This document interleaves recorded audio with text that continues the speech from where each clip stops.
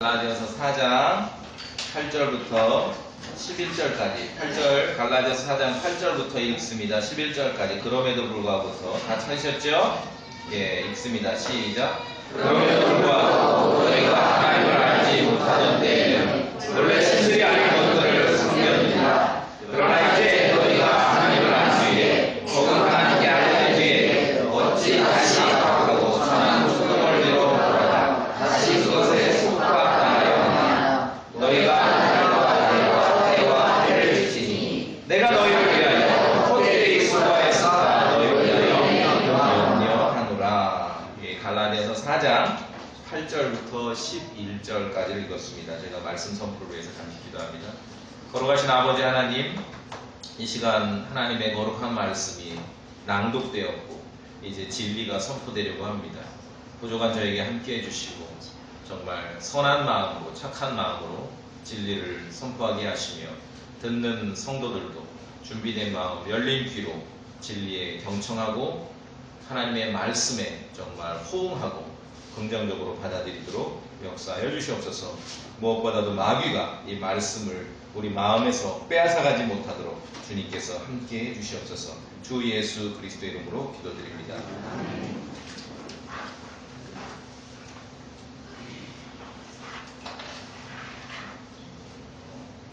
교회 차원에서, 그러니까 각 개인보다는 이제 좀 이런 교회 차원에서 신앙의 진위 여부를 확인할 수 있는 중요한 기준이 하나가 있는데, 그것은 뭐냐면은 지켜야 할 날이 많은가 아닌가, 그것입니다. 이게 단순하면서도 굉장히 중요한 원칙이죠. 그래서 지켜야 할 날이 많은가 아닌가.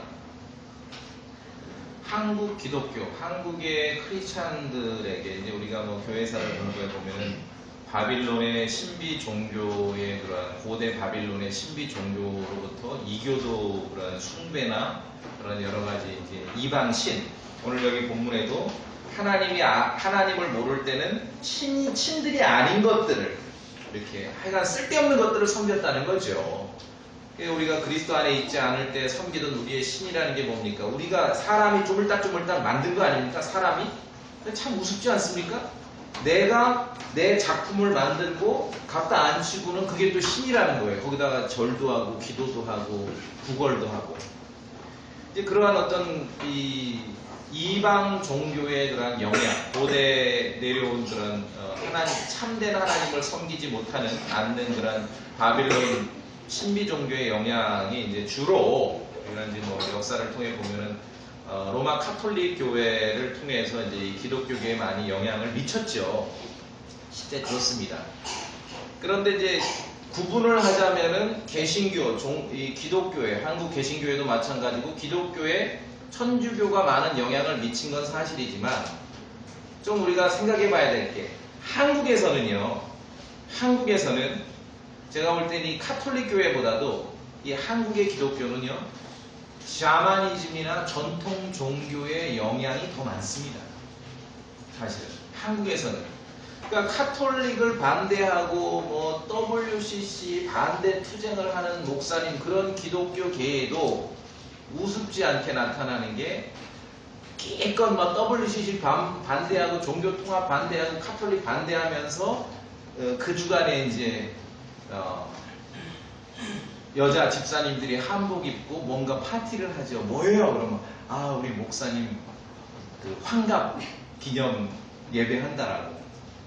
그러니까 대수롭지 않게. 이게 이제 뭐냐면 신앙을 뭔가 알기는 아는데 책으로만 공부했을 때 이런 현상이 드러나는 거예요. 그래서 잘 들으셔야 돼요.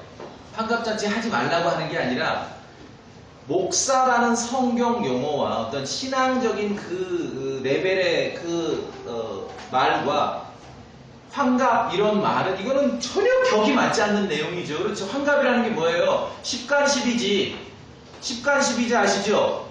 그게 60갑자가 한 바퀴 돌면 환갑이죠. 저는 무신년 출생이 맞나? 무신년? 까먹었어요. 하도 안 하다 보니까. 뭐 무신년 출신인데 내가 무신년이 60년 만에 한번 돌아오죠. 10간 12지. 그게 환갑이에요.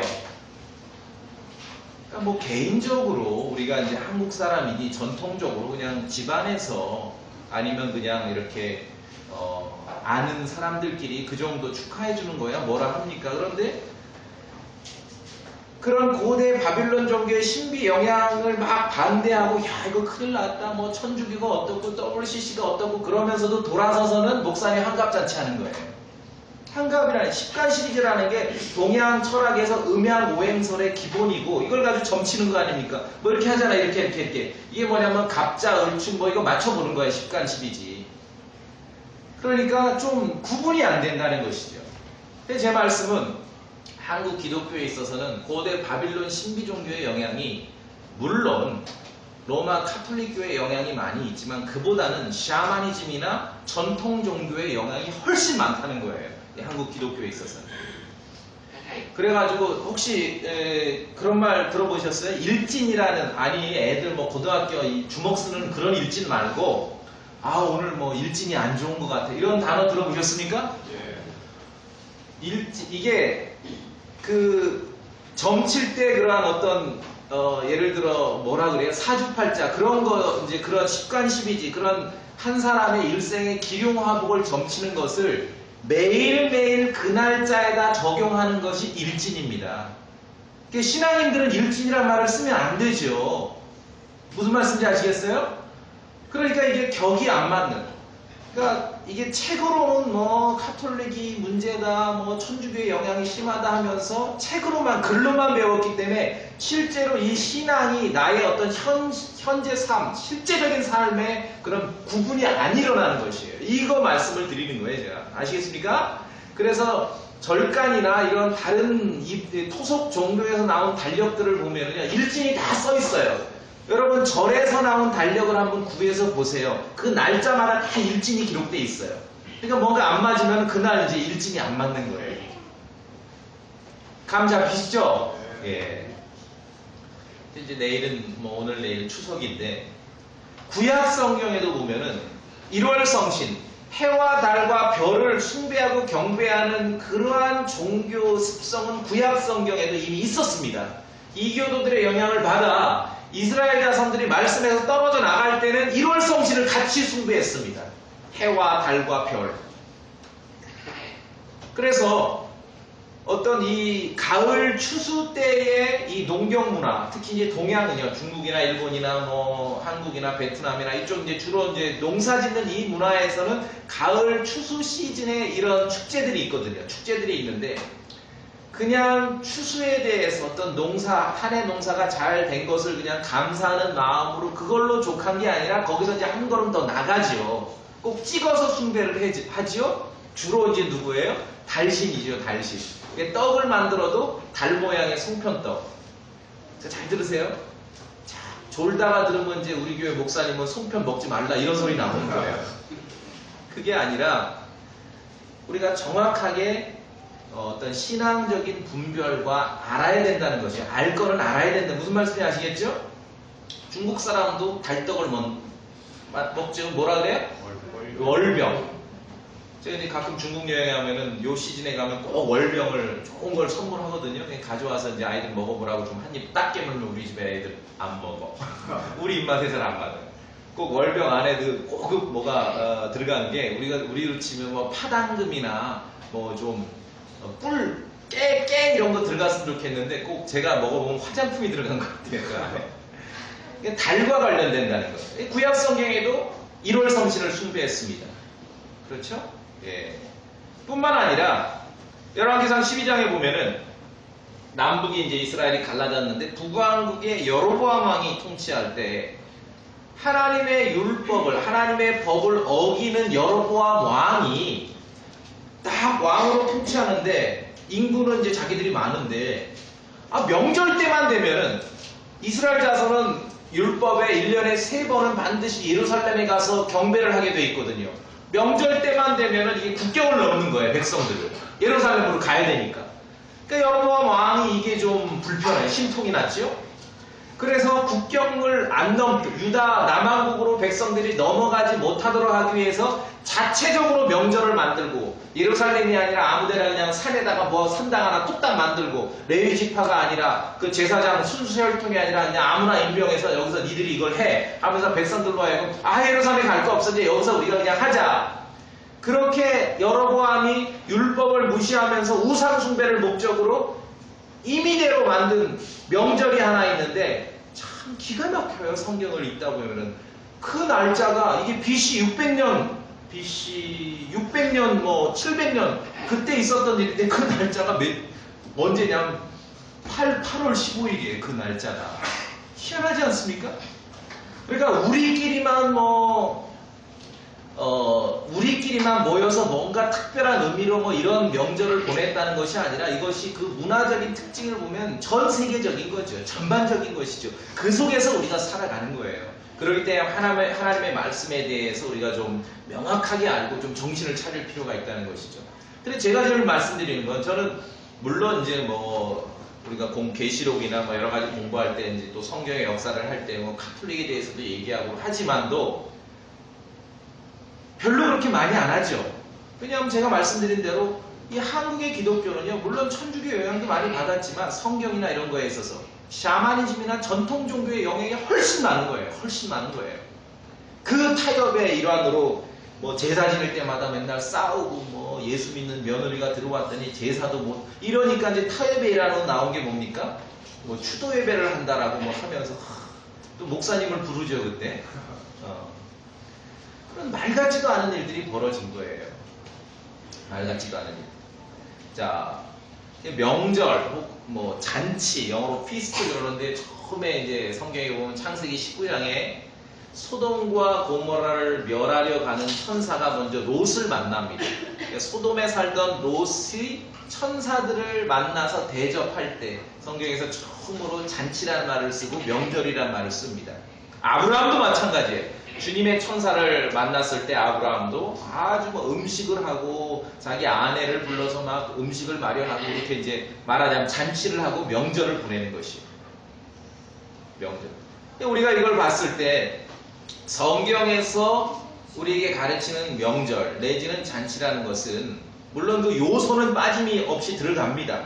잔치하고 명절이 있으면 가장 중요한 게 음식이죠. 음식. 아브라함도 음식을 장만했고 롯도 음식을 장만했고, 음식은 필수예요. 어떤 음식이 있고 또 이동을 해요.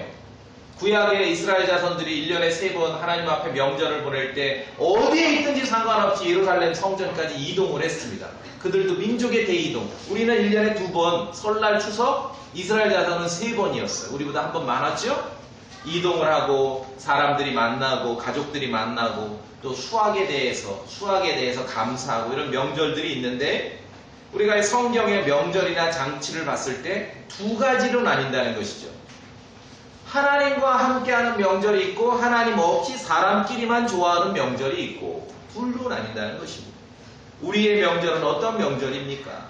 우리의 명절은 하나님과 함께하는 명절이 있고, 하나님 없이 사람끼리만 좋아하는 명절이 있다는 것입니다. 자, 보세요. 우리가 볼 때, 사람이 볼 때 좋은 것이 있고 옳은 것이 있는데, 하나님과 함께 할 수 있다면 정말 더 좋고 정말 더 옳습니다. 그런데 우리가 볼 때, 여러분이 볼 때 좋은 것이 있고 옳은 것이 있는데, 하나님과 함께 할 수 없다면 그게 무엇이든지 간에 그건 나쁜 것이 될 수 있고 옳지 않은 것이 될 수 있다는 것입니다. 이것이 우리의 신앙의 기본으로 서야 된다는 겁니다. 그렇죠? 그 무엇이라도 제가 여러분이 뭐 어떤 여러분의 그런 언행이나 삶을 저에게 일일이 가져와서 판가름하라 그러면은 제 의견보다도 저는 성경밖에 얘기를 못해요. 그런 성경이 없는 거 그럼 목사님 의견이라도 들려주세요. 그럼 별 할 말 없어요. 원칙은 이것입니다. 그 어떤 것이라도 하나님과 함께 할 수 있다면, 주님께 은혜를 구하고 예수 그리스도께 은혜를 구하고 나에게 이 일을 하는, 이 행위를 하는 나에게 복 주시라고 기도할 수 있다면 하시라고요. 그건 하나님이 함께 하시는 일이고 하나님이 복 주시는 일입니다. 내가 주님 지금부터 이 일을 하려고 하는데 좀 은혜를 베푸시고 저에게 복 주시오라고 기도하고 하려는데 이게 뭔가 막히는 거예요. 그럼 한번 생각해 봐야 된다는 것이죠. 내가 원하더라도 하나님께서 함께 하실 수 없는 일이 있고, 그렇죠? 내가 원해도 나에게 좋은 것이라도 하나님께서 결코 함께 하실 수 없는 일이 있고, 사람들은 성속을 구분해. 사람들은 거룩한 것과 거룩하지 않은 것을 구분하는데도 하나님께서 함께 하시는 일이 있을 수 있다는 것이죠. 이것이 우리의 신앙의 기본입니다. 뭐 이러이러하니 뭐 전통 그런 명절이니 뭐 민족의 고유 축제니 이런 것들이 뭐 없으라는 법이고 없애야 되는 이 말이 아니라, 그 무엇이라도 여러분이 하나님과 함께하고 주님께 은혜를 구할 수 있다면 그건 옳은 것이 되는 것이고, 사람 보기에 아무리 좋고 아무리 좋은 것이라 할지라도, 아무리 아름답고 아무리 올바른 것이라 할지라도 주님과 동행할 수 없다면 그건 나쁜 것이 된다는 것이죠. 그 어떤 것이라도. 이게 우리의 신앙이라는 것입니다. 명절도 마찬가지고 잔치도 마찬가지예요. 예배당에 모여서 교회에 앉아서 설교를 듣고 예배를 드리는 것도 마찬가지예요. 여러분이 마음 가운데 주님과 함께 하지 않는다면 시간 낭비하고 있는 거죠. 그러면 뭐 시간 낭비니까 빨리 일어나 가야 되겠다. 그게 아니라 돌이켜야죠. 지금 마음을 바꾸고 주님 앞에 돌이켜서 하나님의 진리에 경청하고 정말 성도들과 교제해야죠. 그래서 명절을 거부하지 않습니다. 성경에서. 잔치를 거부하지 않습니다. 축제를 거부하지 않습니다. 그러나 모든 명절, 모든 잔치, 모든 축제가 하나님과 함께 하라는 것이지요. 하나님과 함께하는 명절, 하나님과 함께하는 축제, 하나님과 함께하는 잔치가 되라는 것이죠. 그렇지 않으면 어떻게 되냐면은 막 음식을 하고 이제 추가로 좀 돈을 쓰면서 뭐 이렇게 준비를 하니까 결국은 뭐냐, 흥청망청 문화가 되는 거예요. 흥청망청 문화. 베드로전서 4장에 경고합니다. 우리가 색욕과 정욕과, 여기까지 이해되죠? 그 다음에 과음과 활락과 염회와, 내빈 여러분, 오늘 염회는 3층에 뭐 에메랄드 홀에서 그런 염회, 색욕과 정욕과 과음과 활락과 염회와 가증한 우상 숭배 속에 걸어 이방인들이 하고자 하는 바를 행한 것이 우리의 삶에 지나간 때로 우리에게 조카도다. 하나님 없이 그렇게 먹고 마시고 잔치하고 축제하고 명절을 보내던 그런 것은 옛날 삶으로 족하다는 것이죠. 옛날 삶. 진리가 굳게 서야 된다는 것입니다. 어느 한 삶의 요소도 우리가 말씀의 빛 가운데 피해갈 수 있는 건 없다는 거예요. 여러분이 스스로 판단하세요. 그 어떤 것이라도 예수 그리스도의 이름으로 하나님 아버지께 간구하고 축복을 구하고 은혜를 구할 수 있다면 그건 하시라고요. 그러나 뭔가 거기에 멈칫하고 괜히 양심에 찔림이 있고 그럼 스스로 멈추시라고. 목사가 하지 말라 그래서 하지 마는 게 아니라, 목사가 하라 그래 하는 게 아니라, 여러분이 진리 안에서 말씀 안에서 스스로 그것을 분별해가고 판단해가는 그런 신앙을 가져야 됩니다. 이런 이제 명절이나 잔치를 생각하면 잠언 말씀이 생각나요. 가끔 이제 이렇게 아는 분들 만나서 큰 식당 가면 이런 말씀, 잠언에 이런 말 있죠? 읽어보셨죠? 술을 많이 먹는 자들 가운데 있지 말고. 야, 이게 참, 나보고 술을 많이 먹지 말라는 게 아니라 술을 많이 먹는 자들 가운데 있지 말고, 이보다 그 다음이 더 재밌습니다. 떠들며 고기를 먹는 자들 가운데 있지 말라. 재밌지 않습니까? 아니, 큰 식당 가면 막 고기 먹을 때 막 떠들고 하잖아요. 뭐 교리적으로 가르치는 게 아니라 하나님께서 어떤 좋아하시는 그런 스타일, 인간의 모습과 조금 하나님께서 싫어하시는 그러한 인간들의 모습을 우리가 이렇게 흥청망청 문화, 그것을 보여드리는 거지. 흥청망청 문화. 명절이나 축제나 잔치 좋다 이것이죠. 어떤 이름으로 불리더라도 좋다는 거죠. 농사 짓는 사람이 수확을 해놓고 감사하는 마음을 안 갖는 게 그게 이상한 것이죠. 그렇죠? 한 해를 마무리하면서 좀 이렇게 더위도 지나고 여유 있게 모일 수 있는 날에 가족들과 함께 안 모이는 게 이상한 거죠. 그러나 중심에서 잊지는 말라는 거죠. 그 무엇이라도 하나님과 함께 할 수 있다는 건 올바르다는 거예요. 그러나 아무리 우리 볼 때 좋은 거라도 하나님과 함께 할 수 없다는 것은 나쁜 거라는 것이죠. 그렇죠? 이제 모였으면 가끔 별로 할 일이 없잖아요. 뭐 애들 스마트폰 게임하고 TV 보고 이제 한 30분이면 끝나지 않아요? 자기소개는 가족들이 모여도 뭐 가서 성경하고 별로 할 일이 없어요. 근데 가장 한국 사람들이 즐겨 할 수 있는 게 이제 오랜만에 사촌들 모이니까 이제 고스톱판이 벌어지는데, 네? 말하자면 알아듣기 쉽게 말씀드릴게요. 기도하고 하시라고요. 축복해달라고 하시면은 할 수 있는 거고, 아 주님 나와 함께 해달라고 할래는데 이게 안 될 것 같아. 그럼 그치시라고요. 아시겠어요? 그것을 뭐 목사님 뭐 명절 때 오랜만에 모여서 고스톱 치는데 그게 뭐 오라요? 그런 거 묻지 말아요 저한테. 나도 치니까 가서. 우리가 하나님과 함께 할 수 있는 그런 신, 피해갈 수 없다는 것이죠. 사람들은요 동서고금을 막론하고 시시때때로 명절을 지켰고 잔치를 했고 축제를 하며 보내왔습니다.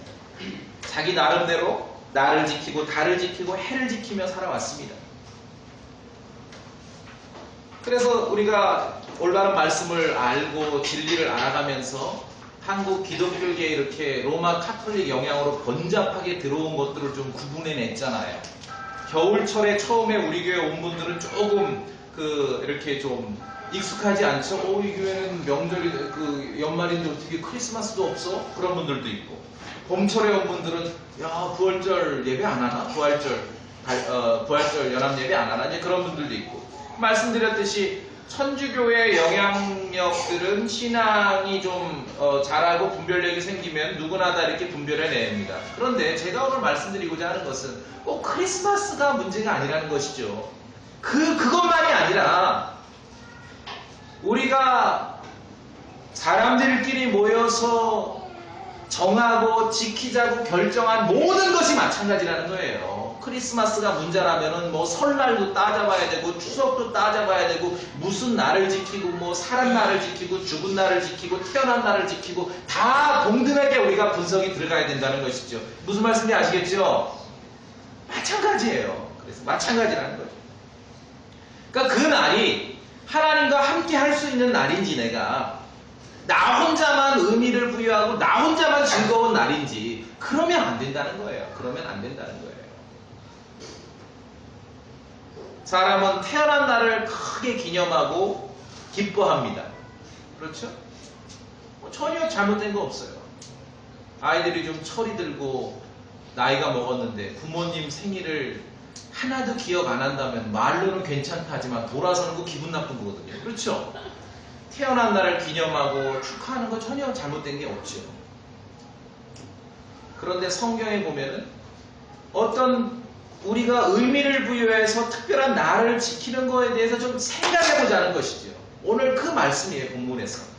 정말 그리스도의 복음을 믿고 은혜 안에 있는 성도라면 그 모든 것들을 따져볼 필요가 있다는 것이죠. 따져볼 필요가 있다는 거예요. 크리스마스나 부활절은 뽑아냈는데 교회에서 다른 날들은 더 추가로 들어와. 다른 날들은 천주교 영향받은 날은 뽑아냈는데 전통 종교나 샤머니즘 영향받은 날들은 더 들어와. 그러면 안 되죠. 그러면 안 된다. 그래서 심지어 성경을 보면은 하나님께서 이스라엘 자손들에게 모세의 율법을 통해서 지키라고 정해주신 명절이 많습니다. 그렇죠? 6월절도 있고 무교절 명절도 있고 오순절도 있고 뭐 장막절도 있고, 심지어 하나님께서 이스라엘 자손들에게 정해주신 명절이라 할지라도 말씀드린 대로 하나님과 함께하지 않는다면 의미가 없는 거예요. 은혜 안에, 은혜의 복음 안에, 교회 안에 있을 때만 그런 게 아니라 구약시대도 마찬가지였습니다. 구약시대. 그렇게 안 하면 죽는 시대였거든요. 1년에 3번 예루살렘 성전에 안 오면 죽는 시대인데도, 그 시대에도 하나님이 정해주신 명절이고 안식일이고 모든 절차가 있는데도 하나님과, 신약적인 용어로 임마누엘, 하나님과 함께하지 않는 날이란 건 나쁜 날이라는 것입니다. 구약시대에도. 단지 명절이나 잔치나 축제 얘기가 아니라 우리의 신앙의 본질을 우리가 확인해 봐야 된다는 것입니다. 구약 성경으로 합니다. 이사야서 1장.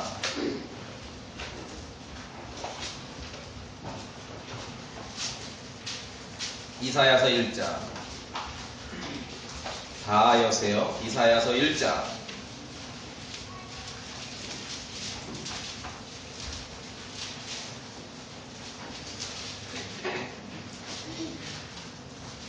이사야서 1장 11절, 제가 11절 먼저 보겠습니다. 잘 보세요. 주가 말하노라, 너희가 내게 바치는 수많은 희생물이 무슨 소용이 있느냐? 이상하죠? 아니 레위기 여러분 성경 통독할 때 출애굽기 후반부랑 레위기 읽을 때 졸립잖아요. 사실 희생물을 바치는 종류와 어떤 절차가 있는데 그 소리가 이렇게 세밀하고 정밀하고 장황하게 기록해 놓으셔서 이스라엘 자손들에게 이렇게 하라고 말씀하신 분이 이사야서에 오니까 주가 말하노라 너희가 내게 바치는 수많은 희생물이 무슨 소용이 있느냐? 나는 순양의 번제업물과 살진 짐승의 기름으로 배가 부르며 수소나 어린 양이나 순염소의 피를 기뻐하지 아니하노라. 너희가 내 앞에 보이러 올 때 누가 너희 손에서 이것을 요구하였느냐? 단지 내 뜰을 밟을 뿐이니라. 그렇죠? 자, 13절 다 같이 읽습니다. 13절 시작. 다시는 헛된 보물을 가져오지 말라. 분양하는 것은 내게 가져가는 것이요 월삭과 안식일과 집회로 모이는 것을 내가 견디지 못하니 곧 엄숙한 그 자체가 불법이니라. 14절 내 혼이 너희 월삭과 정한 명령을 미워하나니 그것들이 내게는 괴로움이니라. 그것들을 감당하기에 내가 지쳤느니라. 누가 말씀하세요? 주님이 말씀하셔요. 하나님께서. 봉헌물 이스라엘 자손이면 당연히 드려야 되고요, 당연히 분양해야 되고요, 월삭을 지켜야 되고요, 안식일을 지켜야 되고요, 집회로 모여야 됩니다. 엄숙한 모임으로 모여야 되고 정한 명절을 지켜야 되는데 오늘 대언자 이사야의 시대에서는 하나님께서 말씀하시는데 이 모든 게 지쳤다. 내가 좀 그만 가져와라. 불법이다. 불법. 이단은 어떻게 이단이 되는가? 성경 다른 구절, 다른 맥락을 전혀 모르는 사람들에게 이런 구절 갖다 뒤밀면 이단이 되는 거야. 야, 여봐라. 이 모든 것이 다 그냥 불법인데 왜 하느냐 하면 이단 되는 겁니다. 아시겠죠? 이 문맥이 뭐예요? 맥락이 뭡니까? 마땅히 해야 될 일들인데 마음이 하나님과 함께 하지 않는 거지요. 하나님과 함께 하지 않는 그러한 종교적 행위들이었기 때문에 하나님께서 지루하게 여겨버리시는 겁니다. 쓸데없는 거예요. 쓸데없는. 심지어 구약시대에도 이렇다는 것입니다. 구약시대. 그러니까 6월절.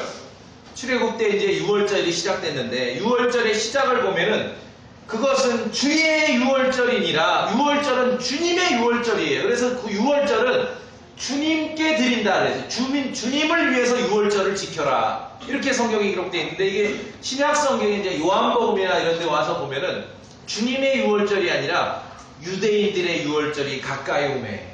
유대인들의 6월절, 하나님 중심의 6월절에서 사람 중심의 6월절로 바뀌어버린 거죠. 바뀌어버린 거예요. 그렇죠?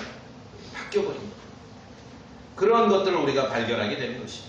하나님께서 심지어 정해놓은 명절과 정해놓은 그런 절기와 정해놓은 축제라 할지라도 하나님과 함께하지 않고 하나님의 어떤 원하시는 바 그런 원칙대로 가지 않을 때는 주님마저도 그걸 싫어하신다는 겁니다. 싫어하신다. 그러니 이제는 아시겠죠? 무슨 뭐 추석이 문제가 아니고 명절이 문제가 아니라 내 자신이 문제구나. 내 자신. 내가 주님과 함께 할 수 있고 주님께 은혜를 구하고 복 주시라고 기도할 수 있다. 기도할 수 있다. 한 번 더 언급하고 싶은데 또 한 번 더 언급하면 우리 교회 목사님은 고스톱 쳐도 된다라고 어디가 소문 퍼뜨릴까봐 내가 그 얘기 안 할게요. 그 무엇이라 할지라도 여러분이 주님과 함께 할 수 있다는 것. 거기에 은혜가 있다는 것이죠. 그러니까 스스로 그걸 아는 거예요. 자신의 어떤 영적 성장과 단계에 따라 스스로 주님을 생각하고 말씀을 기억하면 스스로 판단이 되는 거예요. 그렇죠? 예. 그래서 처음에 말씀드린 대로 교회적인 차원에서 정말 신앙의 진위를 판가름할 수 있는 중요한 기준 중에 하나가 지켜야 될 날이 많은가 없는가. 우리 교회 와보시니까 오래 안 돼서도 큰 특징이 있죠. 첫째는 봉투가 없다는 거. 봉투 있죠. 왜 없겠습니까? 여러분 원하시는 100봉투 다 마련되어 있거든요. 그러나 이때 그 찍어놓는 봉투가 없다는 거. 또 하나는 지켜야 될 날이 없죠. 지켜야 될 날이 없어요. 별로 없어요. 지켜야 될 날이 없어요.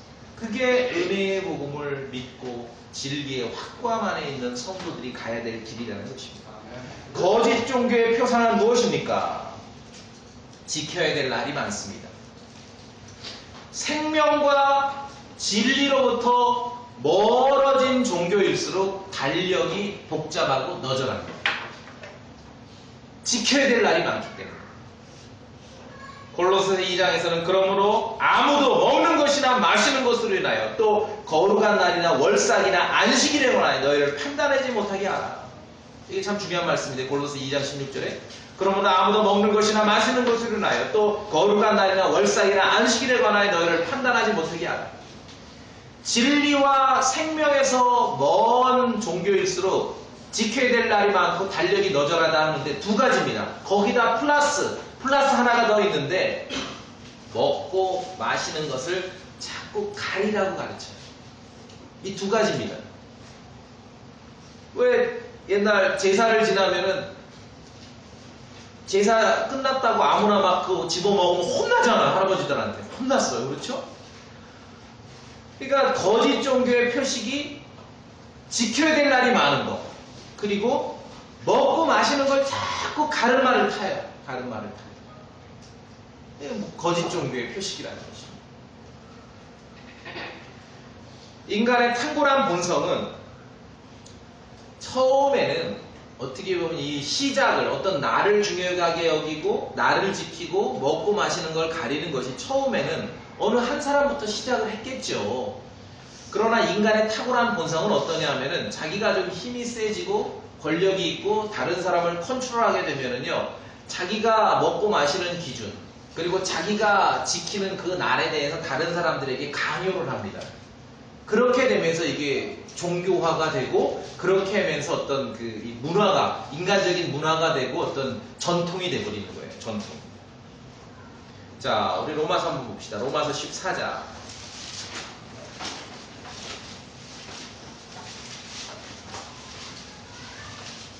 로마서 14장입니다.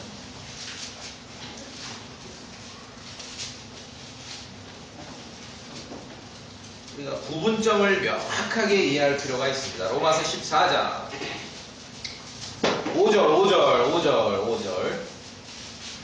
14장 5절 그리스도 안에서 자유를 자꾸 얘기하는데 이 자유가 무엇인가, 그 자유의 어떤 그 마지노선을 우리가 여기서 보는 겁니다. 14장 5절을 다 같이 읽겠습니다. 시작. 어떤 사람은 한 날을 다른 날보다 귀히 여기고 다른 사람은 온 날을 가까이 여기나니 각 사람은 자기 마음에서 완전히 친할지니라. 여러분 이해하셨습니까? 이해하셨어요? 그럼 그렇게 하세요. 목사님이 중요하게 여기는 날이라고 해서 모든 교회 성도들이 중요하게 여기게 된다. 그럼 이게 종교가 되는 것이에요. 이게 폭력이 되는 것입니다. 그렇죠? 나는 그날을 별로 대수롭지 않게 여기는데 왜 너는 그날을 중요하게 여겨? 그렇게 하면 안 된다는 것이죠. 각자가 각자의 믿음 안에서 각 사람이 자기 마음에 확신하는 거고. 하나 더 6절까지 읽겠습니다. 6절은 좀 긴데 이제 우리가 한번 바르게 읽어보겠습니다. 6절 시작. 나를 중히 여기는 자도 주를 위해 중히 여기고 나를 중히 여기지 아니하는 자도 주를 위해 중히 여기지 아니하며 먹는 자도 주를 위해 먹나니 이는 그가 하나님께 감사드리기 때문입니다. 먹지 아니하는 자도 주를 위해 먹지 아니하며 또한 하나님께 감사드립니다. 자, 제가 말씀드린 그대로죠. 나를 어떤 나를 중요하게 여기거나 중요하게 여기지 않은거나 다 하나님과 함께 할 수 있고 주님을 위해서 한다는 우리 신앙의 표현이라는 것이죠. 먹는 것도 마찬가지예요. 먹고 마시는 것. 이것을 그런데 종교 지도자들이 결정해서 전부 획일화를 시켜버려요. 우리의 신앙을 가진 사람은 이거 먹으면 안 됩니다. 이런 거 절대 입도 대면 안 됩니다. 이러면 이게 어떤 이방 종교화 돼버리는 거예요. 이방 종교. 손님 오셨는데 이제 지난주 어떤 분이 좀 음식 대접하겠다고 해서 혹시 그 게장국 드시냐고. 내가 선생님 유럽에서 오신 분에게 게장국을 묻는 거는 그거는 뭐 식성이고 뭐이고 뭐 신앙적이고 교리적인 게 아니라 그냥 그쪽 문화에서는 참 이거 신뢰되는 질문입니다. 그렇죠? 뭐 각자 다른 거죠. 저는 안 먹어요. 저 안 먹거든요. 그렇다고 해서 제가 게장국 드시는 형제님들을 나무라거나 그 잘못된 그런 적은 없죠. 물론 성경에서 개는 좀 더럽다고 설교했지만 그게 중요하다는 것이에요. 주님과 함께 할 수 있다면 옳은 거고, 아무리 내가 볼 때 좋은 거라도 주님과 함께 할 수 없다는 건 나쁜 거예요. 어떤 나를 중요시 여기는 거, 어떤 나를 중요시 여기지 않는 거, 무엇인가를 먹고 마시는 거, 그것을 누가 대신 결정하고 교회에서 결정하고 목사가 결정하는 게 아니라 여러분 자신이 말씀 안에서 신앙으로 스스로 결정해 나가는 거예요. 이게 그리스도 안에서의 자유라는 것입니다. 자유라는 것이. 그러니까 먹고 마시는 거라든지 어떤 나를 이렇게 소중하게 여기는 거에 대해서는 이거 월권하면 안 돼요. 각자가 그리스도 안에서 신앙 안에서 자유를 누릴 수 있는 거기 때문에 이거 월권하면 안 돼요.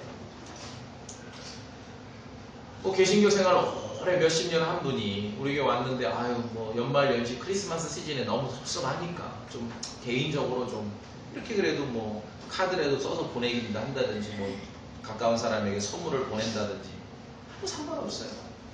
그렇죠? 교회적으로 우리가 뭐 크리스마스다 뭐 이렇게 강조하지 않고 실행을 안 할 뿐이지 각자 하는데 은밀하게. 그런데 이제 내가 이걸 이 시즌에 카드를 만들어 선물을 돌리니까 좀 당신들도 하라 이런 건 안 된다는 것이죠. 각자의 신앙 수준에 맞게 나를 지키는 문제와 두 가지입니다. 나를 소중하게 여기거나 소중하게 여기지 않는 문제와 혹은 먹고 마시는 문제가 여러분 각자 신앙에서 결정되고 신앙의 어떤 발전과 성숙과 더불어 이런 것들이 변화될 수 있기 때문에 그래서 우리가 여유 있게 좀 기다려주는 거라는 거예요. 기다려주는 거예요. 그렇죠? 예. 그래서 이게 중요해요. 근데 우리의 탁월한 본성은 내가 하는 걸 자꾸 다른 사람에게 강요하기를 원해요. 강요하기를 원해요. 그러면 안 되는 거죠. 그러면 안 돼요. 그런데 이 세속적인 종교 지도자들은요, 사실은 뭐 기독교 목사님들도 그런 것 같아요. 사실은 획일적인 걸 좋아해요. 왜냐하면 좀 그래야 이렇게 좀 관리하고 통제하기가 좋아서 그런지 모르지만 성령님 안에서의 다양성을 거부합니다. 그리스도 안에서의 자유라는 것은요 다양성이거든요. 각자의 개성을 존중하는 것이거든요. 군대처럼 일체 문화가 아닙니다. 그래서 저는 제일 싫어하는 게 교회에서 유니폼 입는 거예요. 여러분이 뭐 굳이 하자 그러면 제가 거부는 안 하겠습니다. 그러나 저는 너무 싫어요. 교회에서 유니폼 입는 거. 유니폼이라 그러니까 잘 못 알아듣는 분들이 있어요. 유니폼 많이 입어보셨잖아요 옛날에. 그렇죠? 노래하려고 그래도 꼭 유니폼 입고 노래하죠. 뭐 헌금을 걷어도 꼭 유니폼 입고 걷죠. 이건 어떤 성령님 안에서의 다양성. 그렇죠? 다양성. 그걸 거부하는 거예요. 저는 그 일체 문화가 싫어요. 교회를 군대처럼 만드는 건 참 나쁜 겁니다. 획일화시키는 거. 그건 나쁜 거예요. 그 사람들을 생각이나 행동을 획일화시켜서 통제할 수 있는 가장 좋은 방법이 뭐겠어요? 명절을 지키는 거예요. 함께. 교회에서 뭔가 날을 만들어서 거기에 탁 그게 꼭 뭐 크리스마스가 아니라도 추수감사절이 아니라도 뭐 어떤 특별한 날을 예를 들어 1년에 한 번 우리가 2박 3일 막 여름 집중 수련을 해서 거기에 탁 얽매이게 만드는 거예요. 뭔가 나를 특별히 지키게 만드는 거예요. 그렇죠? 그러니까 자유롭게 편안하게 해야 되는데 어떤 너무 지나친 의미를 다뤄서 각자 성도들이 각자의 어떤 자유나 개성을 발휘할 수 없게 만드는 거. 이게 나쁘다는 것이죠. 복음 안에서 자유를 누려야 됩니다. 고린도전서 12장에 활동은 여러 가지나 모든 것 안에서 모든 것을 행하시는 같은 하나님이 계시되 활동은 여러 가지지만 하나님은 한 분이라는 거예요. 하나의 한 하나님만 계시다는 걸 우리가 여기서 기억하셔야 됩니다. 각자 마음에서 확신해야 될 문제가 분명히 있습니다. 물론 진리 안에서 교회적으로 일치해야 될 문제가 반드시 있습니다. 그러나 또 각자가 다를 수 있는 주제도 있고 각자 스스로 확신해야 될 문제가 있다는 것입니다. 그런 것들은 강요할 필요도 없고 강요받을 필요도 이유도 전혀 없다는 거예요. 나에게 중요한 날이니까 너에게도 중요하다. 그럼 곤란하죠. 내 생일은 나에게나 중요하지 다른 사람에게 중요하지 않잖아요. 그렇죠? 그런 강요는 주장은 그것이 종교로 확산되면 종교 폭력이고 여러분 사람들 사이에 민속이라고 확산되면 그게 이제 어떤 인간의 전통에 우리가 꼼짝 못하는 거예요. 꼼짝 못하는 거예요. 성경 교리가 아닌 개인의 그리스도인 각자의 확신과 결정에 달린 문제에 대한 여러분의 반응, 그것이 여러분의 신앙 수준입니다. 나와 어떤 나를 좀 중요하게 여기고 중요하게 여기지 않는 문제에 대해서 나와 다르게 행동하는 성도를 바라보고 이렇게 평가하는 여러분의 반응, 우리의 반응이 나의 신앙 수준이며 나의 마음 상태를 표현한다 이 말씀이에요. 그래서 저는 뭐 앞에 섰다고 해서 어떤 이 일체 문화 그런 것들을 거부한다는 거죠. 성숙된 필요가 있습니다. 성숙. 이게 명절이고 이게 그러니까 저는 물론 기본 룰은 지킵니다. 뭐 이렇게 연휴로 해놨으니까 명절을 기본 지키지만 저의 어떤 근본적인 것들은 거부하는 거예요. 꼭 이날에 움직여야 되니까. 뭐 3천만 명이 꼭 요날 움직여야 되냐고. 이제 그런 것들을 계속 제가 혼자 생각하고 있는 것이죠. 그래서 종교적 속박의 가장 큰 표식은 오늘 갈라디아서 본문에 있듯이 날과 달과 때와 해를 지키는 겁니다. 날과 달과 때와 해를 지키는 것이 종교적 속박의 가장 큰 표식입니다. 그것이 크리스마스 부활절만 말씀드리는 게 아니라는 것이에요. 여러분 베드로전서 1장 봅시다. 베드로전서 1장.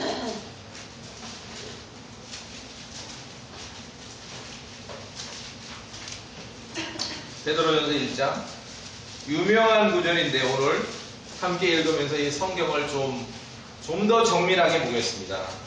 베드로전서 1장 18절 19절을 같이 쭉 읽습니다. 베드로전서 1장 18절 19절 시작. 너희가 알거니와 너희 조상들로부터 전통으로 물려받은 너희의 헛된 행실에서 너희가 구속받은 것은 은이나 금같이 썩을 것들로 된 것이 아니요 오직 피도 없는 어린 양의 피 같은 그리스도의 보배로운 피로 된 것이니라. 자, 말씀 잘 보세요.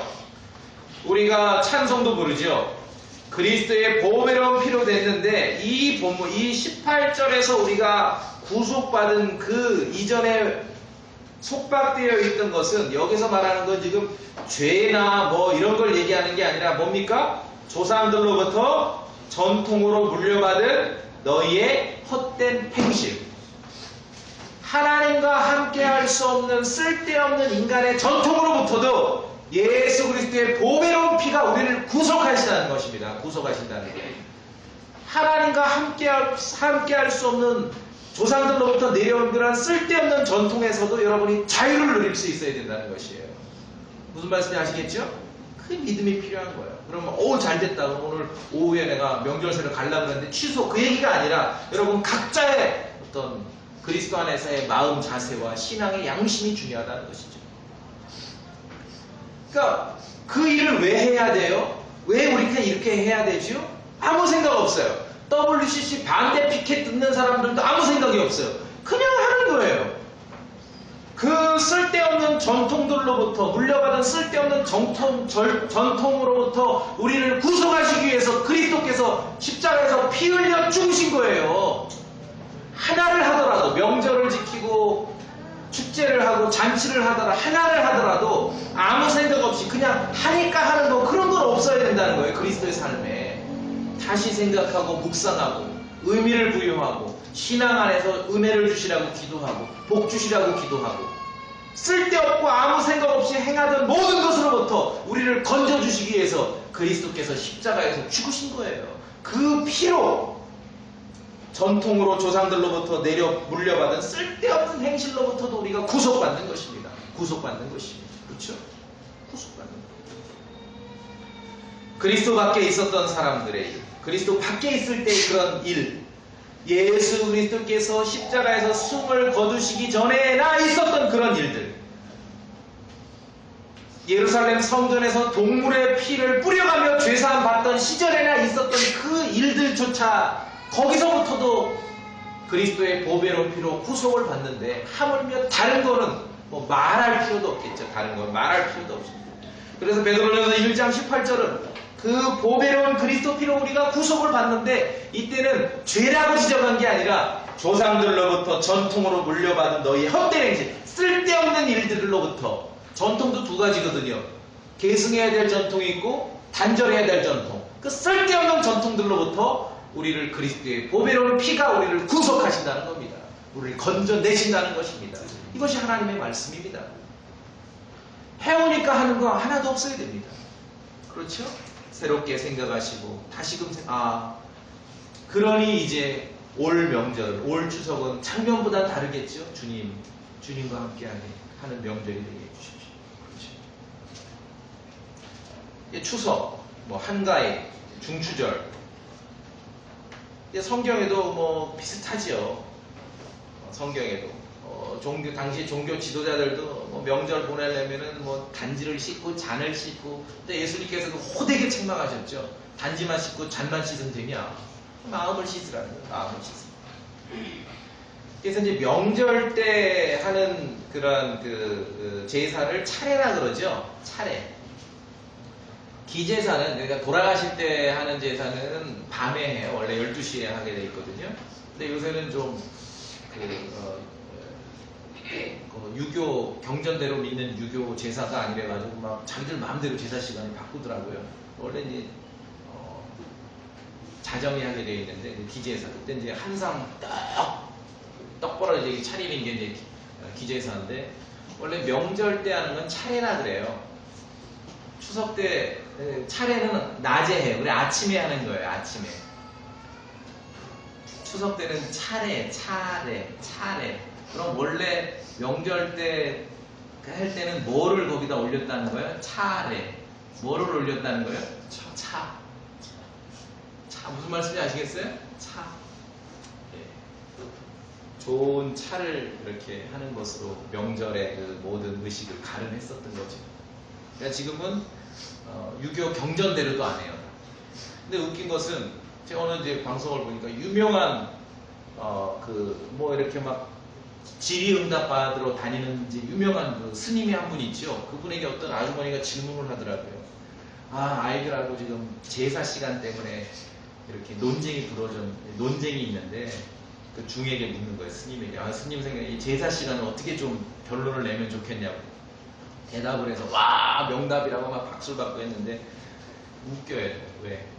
불교에는 제사라는 게 존재하지 않습니다. 불교에 뭐 이렇게 제사, 그거 다 가짜예요. 불경대로 믿는 불교 아닙니다. 불교는 제사라는 게 없습니다. 아십니까? 제사는 유교입니다. 불교는요, 제사가 아니라 제라 그래, 제. 그건 제사가 아니거든요. 그러니까 그냥 왜 이런 말씀을 드리냐, 뭐 하긴 하고 다 하니까 하는데, 명절 때 되면은 뭐 차례상 하는 법 해가지고 기자들도 자기들도 어디 백과사전 뒤진 거로 기사를 올려요. 엉터리지요. 그런 거 없거든요. 그런 법칙이 없어요. 차례이기 때문에. 최고의 그 명절 차례상은 좋은 차를 올리는 것으로, 이게 원래 그 전통이었거든요. 자, 무슨 말씀이냐면, 그리스도께서 십자가에서 보혈의 피를 흘리셔서 우리를 구속하셨는데, 죄로부터, 심판으로부터만 구속하신 게 아니라 조상들로부터 전통으로 물려받은 우리의 헛된 행실, 쓸데없는 모든 그런 일들로부터도 우리를 건져내신다는 것입니다. 일단 이 말씀을 우리가 믿어야 돼요. 믿음에서부터 우리의 삶의 변화가 시작되는 것입니다. 그리스도의 보배로운 피는 그렇게 강력한 것이라는 거예요. 강력하시라는 거예요. 여러분이 신앙생활을 제대로 하고 계십니까? 그리스도 안에서 은혜와 진리를 누리고 있다는 하나의 표식이 무엇입니까? 지켜야 될 날이 줄어들었어요. 그렇죠? 챙겨야 될 날이 많이 없어졌어요. 종교적인 의미의 그 날들이 사라졌어요. 이것이 여러분이 진리 안에 있고 그리스도의 은혜 안에 있다는 것입니다. 자매님들, 명절이 번거로우시죠? 그런데 과거 주의 명절을 지키던 이스라엘 자손은 훨씬 더 번거로웠습니다. 우리는 2번인데 그 사람들은 3번이나. 훨씬 더 복잡했습니다. 레위기의 모든 절차와 수고와 번잡함으로부터 예수 그리스도 안에 우리가 은혜받아 그리스도 안에 있다는 거 하나로 그 모든 절차와 수고와 번잡함으로부터도 해방됐고 자유함을 얻었다는 것들을 여러분이 마음에 굳게 기억하시기 바랍니다. 그리스도인의 주의 첫날 예배는요, 은혜와 진리 안에서 자유로운 가운데 있는 거예요. 제가 이제 모이면은 좀 여러 가지 얘기도 하고 제 소식도 전하고 하는 거, 우리가 좀 마음을 풀기 위해서. 왜? 너무 엄중하게 돼버렸어요. 왜냐면 어떤 마음이냐면, 사람들이 동물의 피를 뿌려서 신께 나아가면서 죄를 용서받을 때 행했던 그 엄중한 종교의식의 마음이 있는 거예요. 우리의 예배는 그런 거 아닙니다. 영 안에서 자유로움 속에서, 자유로움 속에서, 자유로움 속에서 엄중함과 두려움과는 다르다는 것이죠. 구약의 율법으로 회개하는 것보다 더 심각한 문제는 세상의 풍습과 관습에 조차 교회가 얽매이게 되는 것입니다. 이거 하나 기억하시면 됩니다. 천주교의 영향을 반대한다고 WCC 반대 피켓을 드는 사람들조차도 샤머니즘과 전통종교의 그 악습에서 벗어나지 못할 수도 있다는 것, 그거 하나를 여러분이 기억하시면 되겠습니다. 예수님의 경고하십니다. 마태복음 7장에서 너희가 하나님의 명령을 버리고 단지나 잔을 씻는 것과, 이게 이제 우리도 지금 제사 준비하는 거 아닙니까? 단지나 잔을 씻는 것과 같은 사람들의 전통을 지키며 또 그와 같은 다른 많은 일들을 행하느니라. 예수님 말씀은 인간의 전통을 지키고자 하나님의 명령을 버리지 말라는 거죠. 우리에게 오는 교훈은 말씀드렸듯이 명절도 좋고 잔치도 좋고 축제도 좋고 다 좋습니다. 주님과 함께 하실 수 있어야 된다는 것입니다. 그럴 때 여러분에게 은혜가 임하고 복이 임하는 것입니다. 먹고 마시는 문제, 어떤 나를 소중하게 여기는 것, 여러분 각자 개인이 결정하고 신앙의 성장 과정에 따라 바뀔 수도 있는 문제입니다. 그건 저에게 묻지 마세요. 말할 수 없어요. 여러분이 저에게 그걸 자꾸 결정해 달라고 하면 우리 이제 종교적인 그런 전통을 만들 수밖에 없는, 그렇죠? 두 가지 기억하시죠? 먹고 마시는 문제와 나를 소중하게 여길지 안 여길지 각자 하는 거죠.